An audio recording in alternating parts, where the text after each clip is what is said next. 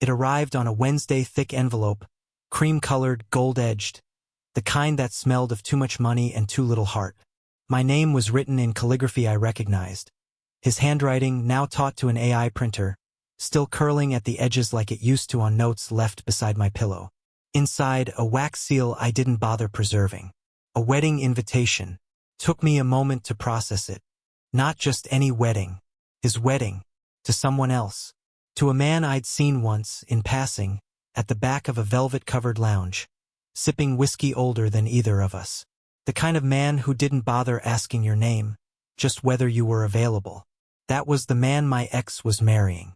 My ex-boyfriend, the same man who once whispered, "I want to grow old with you," while we were both too young to know what that meant.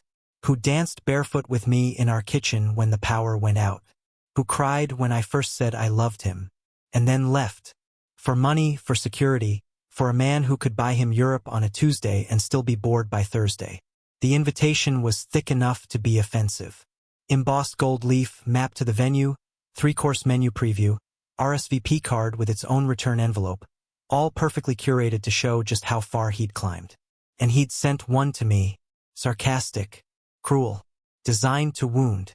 I placed it on the counter and stared. I told myself not to care, that I was over him, that it didn't matter. But it did. Of course it did. I didn't RSVP. I didn't throw it away either.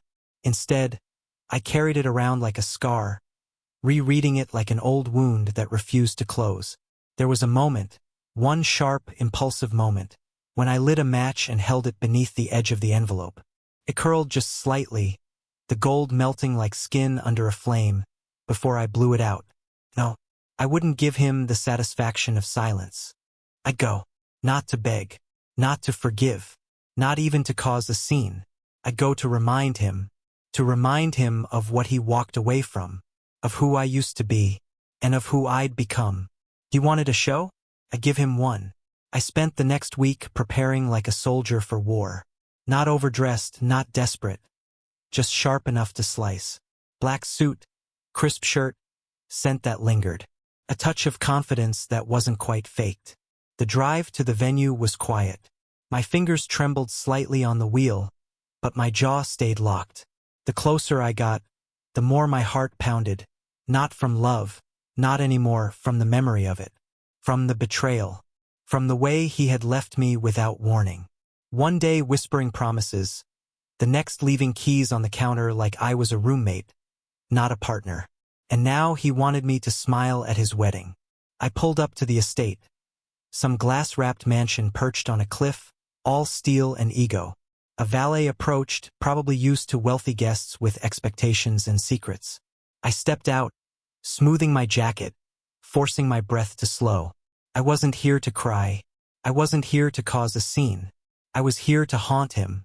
And I'd barely taken 3 steps past the entryway when I felt it. A presence, someone watching. Not him, not the groom, someone else. Someone standing just beyond the columns. In the shadow of the main hall, posture calm, gaze steady. I recognized the silhouette before I saw the face. Tall, dark gray suit, salt and pepper hair, thick at the temples. Hands clasped in front like he wasn't just waiting, he was expecting me. It was his father. The same man who had barely spoken to me during the relationship. Always polite, always distant. The patriarch who seemed neither warm nor cold, just present. But now he stepped forward, eyes locked onto mine with something I hadn't seen before. Not pity, not discomfort, recognition, like he saw something I didn't even know I carried. He reached out slightly, not a handshake, not a hug, just a gentle tug at my sleeve, leading me off the path, away from the glass doors, away from the murmuring guests sipping champagne. His voice was low, calm, almost tender. "He betrayed you," he said. I blinked. My throat went dry. He didn't ask how I was. Didn't offer empty condolences. He just said the truth like it was a fact. Like it had been sitting in his chest for months. I didn't know what to say. I couldn't say anything. He looked at me for a long moment, then added, "He won't love that man. Not really. Not the way he should have loved you." And then, softer still, We still have time to build something better. If you'll let me. The wedding music had started in the background. A string quartet playing something delicate and tragic. Inside that hall, my ex-boyfriend was preparing to marry someone rich, hollow, and safe. But out here, his father had just pulled me into a different story entirely. A story I never expected to begin again. But the last person I expected to meet that night was his father, waiting for me. The ceremony was already halfway through when I entered the reception hall. Music poured from the walls, expensive violins playing an arrangement so delicate it sounded bored with itself. Chandeliers glittered overhead like 1,000 judging eyes. Everything screamed opulence. Polished marble, crystal glasses, manicured smiles. And then I saw him. He stood near the center of the room like a centerpiece. Tailored tuxedo, designer cufflinks, hair slicked back in that same style he used to do when he wanted to impress. But it wasn't him anymore. Not really. Not the man who once made pancakes at midnight with chocolate chips shaped like hearts. Not the man who wrote poetry on napkins and tucked them into my jacket pocket. This one wore wealth like armor. Smiled like a politician. His eyes locked onto mine across the room. For a moment, everything fell quiet. There was a flicker, surprise maybe, or something darker. Satisfaction? He raised his glass toward me with a mocking smile. A silent toast. I returned it with a nod so subtle it bordered on dismissal. He approached quickly, champagne in hand, dragging along his new husband like a prize-winning poodle. "Didn't expect you to show," he said, voice light but laced with venom. "You invited me," I replied, taking a slow sip of wine. "Would have been rude to decline." "Still," he said, leaning in, "brave of you to come all alone." His husband gave me a once-over and then lost interest, already looking elsewhere. I smirked. "Looks like I'm not the only one who came alone." His eyes narrowed. A few of the guests hovered nearby, sensing drama like blood in the water. He took the opportunity to perform. "Oh, everyone," he said a little too loudly, waving a few people closer. "This was my ex. Back when I dated for personality." Soft laughter. Forced. Someone coughed awkwardly. I just smiled, keeping my voice smooth. "And this is what is he again? Tax deduction?" That earned a real laugh from someone behind him. His jaw clenched. Before he could respond, a calm, measured voice sliced through the tension. "That's enough." We all turned. His father stood just beside the nearest column, eyes fixed on his son. Firm, unmoved. "Dad," my ex muttered, trying to laugh it off. "We're just joking." The older man's gaze didn't shift. "You're embarrassing yourself. And him." A pause. My ex opened his mouth like he wanted to argue, then thought better of it. With a final glare my way, he turned and disappeared into the crowd. The air felt lighter instantly. I turned to the man beside me. He looked composed, dressed in a charcoal gray suit that fit perfectly. Silver brushed his temples, and he had the kind of stillness that made everyone else seem restless. "I'm sorry about that," he said. "He gets performative." I raised an eyebrow. "I've noticed." He gave a half-smile, then tilted his head toward the hallway. "Walk with me." We slipped out quietly, away from the music and the clink of glasses. The hallway was dimmer, lined with portraits and soft lighting. For a moment we walked in silence. Then he stopped and turned to face me. "He doesn't deserve you," he said.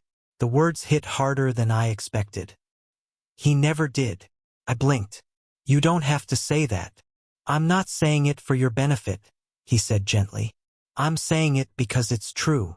There was something in his eyes, not pity, not polite discomfort, something older. "I watched you," he continued. "Back when you were with him. You were patient, kind. You bent until I thought you'd break. But you didn't. You just loved him, even when he stopped deserving it." I swallowed hard. "I thought you didn't approve of me," I said quietly. He looked surprised. "No." I stayed distant because I didn't want to interfere. I thought it was his happiness, his life. He looked down for a moment, then back up. "But when he left you, something changed. We stood there, just the two of us, alone in a hallway of someone else's palace. He stepped closer, not threatening, not suggestive, just present. "I regretted not saying anything," he said. "Not telling you back then that I saw you. Really saw you." I felt my throat tighten. And in that moment, I realized something dangerous. Something beautiful. He meant it. He wasn't saying these things because he wanted revenge on his son. He wasn't playing a game. He was telling the truth. There was an ache in his voice, years of silence, maybe. Years of watching his son push away the one person who truly loved him.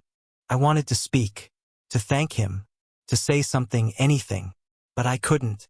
So I just stood there, eyes locked with his, as he reached out and gently took my hand. Not a full grasp, just fingers brushing, warm and real. And then he squeezed. A silent promise. A question left unanswered. Then he let go. "I should get back," he said softly. He walked away, footsteps quiet on the marble. I leaned against the wall, heart racing for reasons I didn't understand. It wasn't just the touch. It was the way it made me feel. Like maybe, just maybe, I hadn't come to this wedding just to remind someone of what they lost. Maybe I was here to find something I didn't know I'd been missing. That touch burned in my memory long after the wedding lights faded. It had been 3 weeks since the wedding. 3 weeks since the touch. I told myself not to read into it. It was a moment, that's all. A strange, emotional pause in a night meant to be cold. I tried to file it away under respectful gestures or fatherly kindness. But it wouldn't stay filed. Especially not after the message came. It was short, simple. "If you're free this weekend, I'd like to buy you a coffee. For closure, maybe. No pressure. Closure." The word felt harmless, even generous. Still, I read the message 3 times before replying. "Okay." I picked the cafe neutral ground. Not too quiet, not too romantic. A place where people brought laptops and deadlines. I arrived early, nervous in a way that felt too familiar. And when he walked through the door, dressed in dark denim and a soft navy sweater, looking more like a novelist than a CEO, I felt it again. That strange pull in the chest, like nostalgia for something that never happened. He smiled when he saw me. Not a polite smile, a warm one. The kind you give someone you're genuinely glad to see. We sat near the window, autumn light spilling in across the table between us. For a few minutes we made small talk. Weather, work, how he'd never liked his son's new husband, though he didn't say it outright. Then he leaned back, watching me quietly. "I meant what I said at the wedding," he said. I nodded slowly, unsure how much I wanted to dig into that. "I know," I replied. He stirred his coffee, then looked up. "Can I ask you something?" "Sure." "When did you know it was over between you two?" I exhaled. "The day he left." There were signs before that. Cold silences, shallow apologies, late nights with no explanations. But I kept hoping. Until I couldn't anymore. He nodded like he understood more than I expected. "I watched it happen," he said. "You trying so hard to love someone who wasn't ready to be loved like that." His words made my throat tighten. "I stayed silent for a long time," he continued, "partly because I thought it wasn't my place. Mostly because I was afraid I'd make it worse." "You wouldn't have," I said quietly. He gave a small, sad smile. "Maybe not. But I was also jealous, I think. That caught me off guard." "Jealous?" He looked embarrassed, almost shy. "Of how you loved. How freely. How deeply. I envied it. My marriage..." He trailed off, then gathered himself. "My marriage ended long before the divorce papers did. It was all image. Stability. Routine." He paused, looking out the window for a moment before returning his gaze to me. "You made him your world, and he traded it for a lifestyle." The honesty in his voice floored me. He wasn't trying to charm me. He wasn't even trying to impress me. He was telling me the truth. Something about the vulnerability made my guard slip.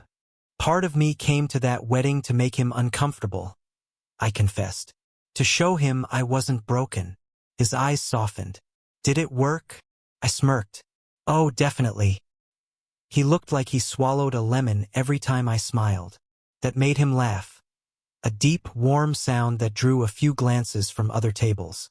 I laughed too, surprised by how easy it felt.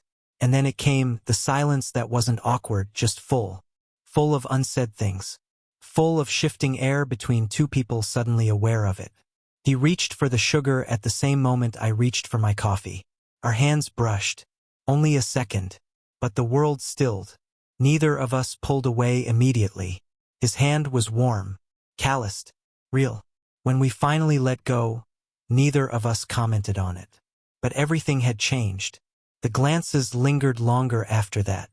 The smiles felt private, like inside jokes we hadn't told yet. When the check came, he insisted. "My treat," he said. "After all, I invited you." Outside, the sky had gone soft with cloud. He walked me to my car like a gentleman from another decade. We stood there for a beat too long. He looked at me like he wanted to say something more. Or maybe like he already had. I opened my mouth to thank him, but he beat me to it. "I'm glad you came," he said. "This felt needed." I nodded. It did. We didn't hug, didn't touch again. But as I drove away, my chest felt strange. Like something had cracked open just wide enough to let light in. I told myself not to get carried away. He was my ex's father. This wasn't a romance novel. But the way he looked at me, it didn't feel wrong. Felt overdue. That night, just before midnight, my phone buzzed. A text from him. "You forgot your scarf." I hadn't. It was still around my neck.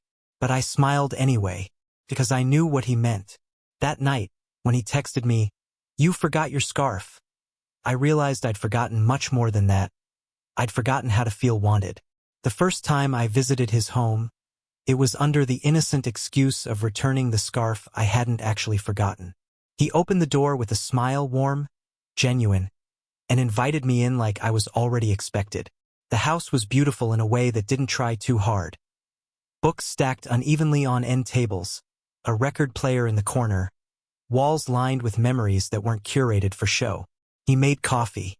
We sat in the kitchen, talked about everything but the obvious. That became our rhythm. It started with casual visits, Sunday brunch, midweek dinners. Then it became music nights, where he'd play something vinyl and old. Sam Cooke, Otis Redding, Sod. And I'd listen with my eyes closed, soaking in the feeling of being safe again. He never made a move, never pushed. But the air between us was changing. His glances lingered. Mine responded. We talked about love like it was a history lesson. He told me how once he'd been wildly in love with someone who left.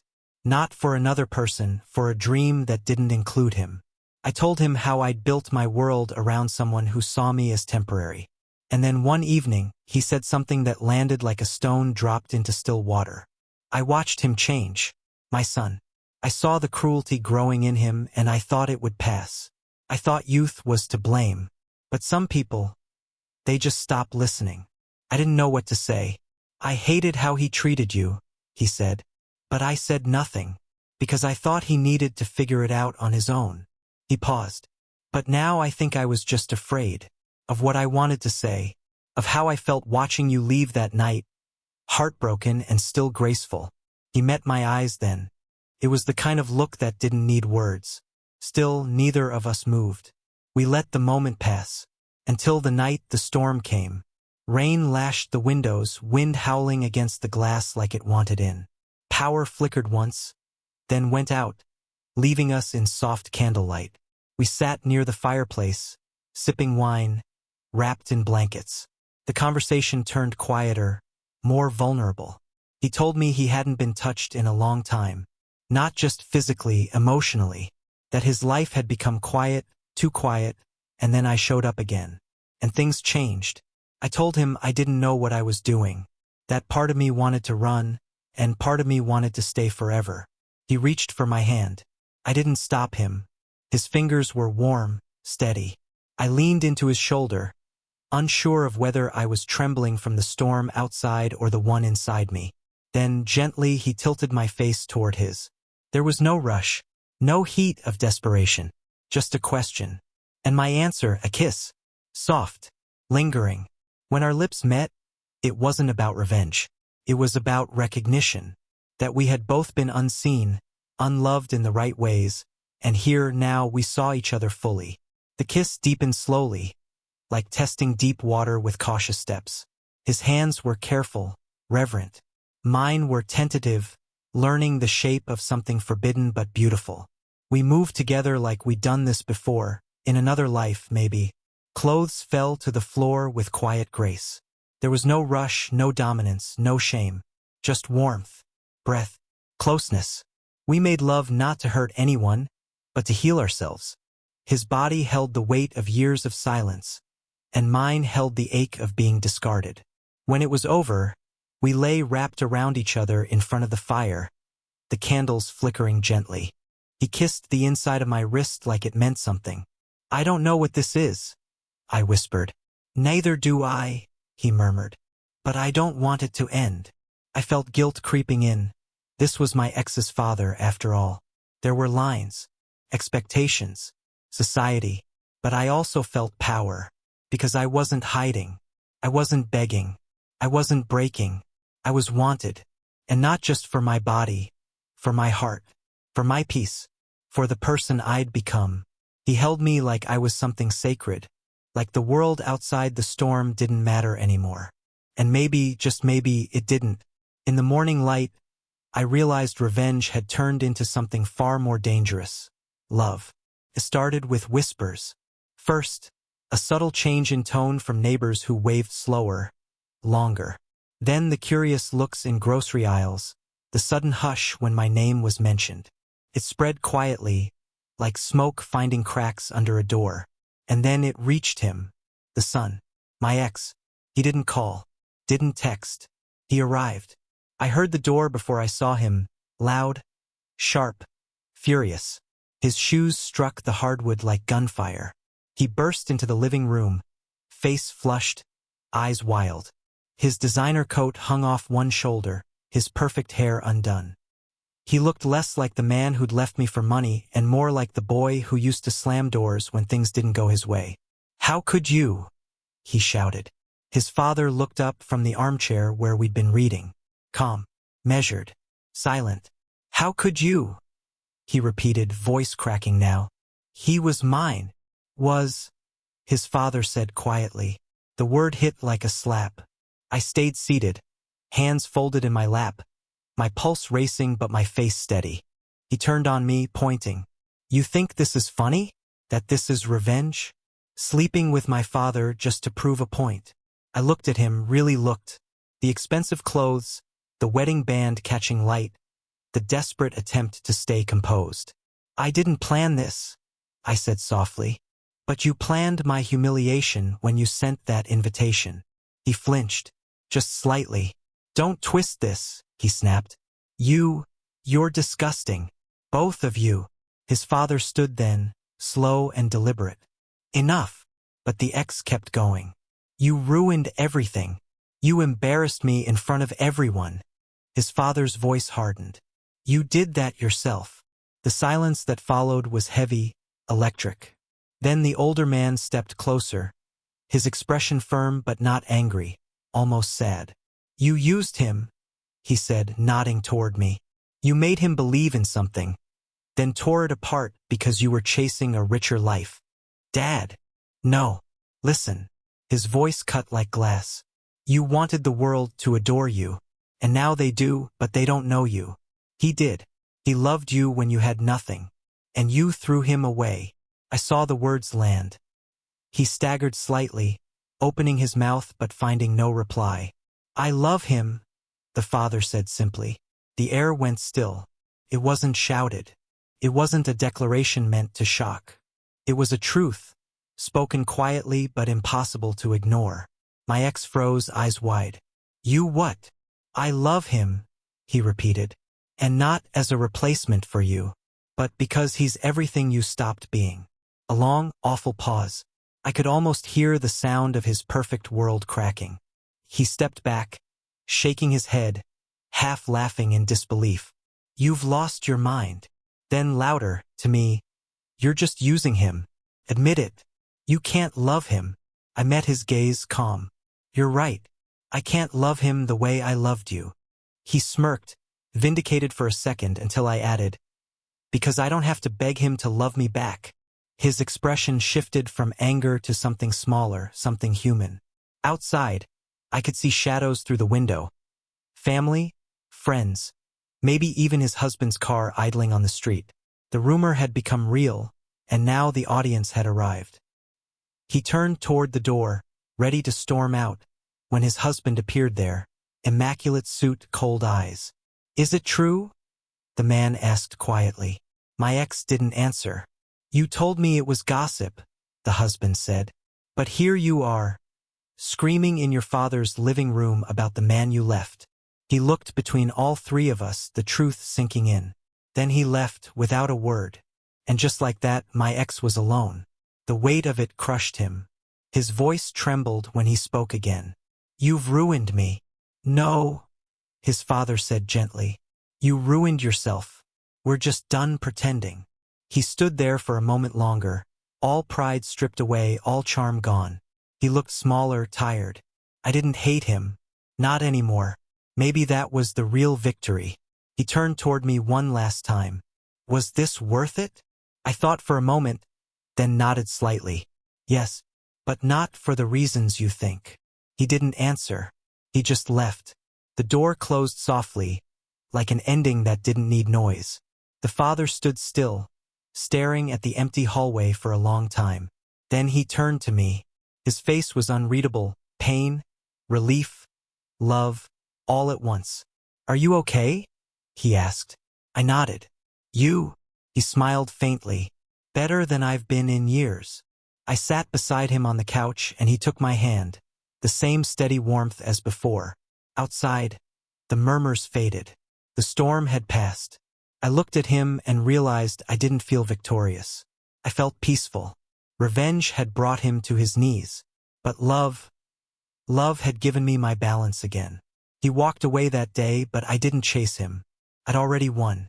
Months passed, and slowly, the house that once felt like a museum of silence became something else. A home. Not overnight. Not with dramatic declarations or sudden transformations. But in the little things. Like how he started leaving 2 coffee mugs on the counter in the morning. 1 black, 1 cream, and 2 sugars.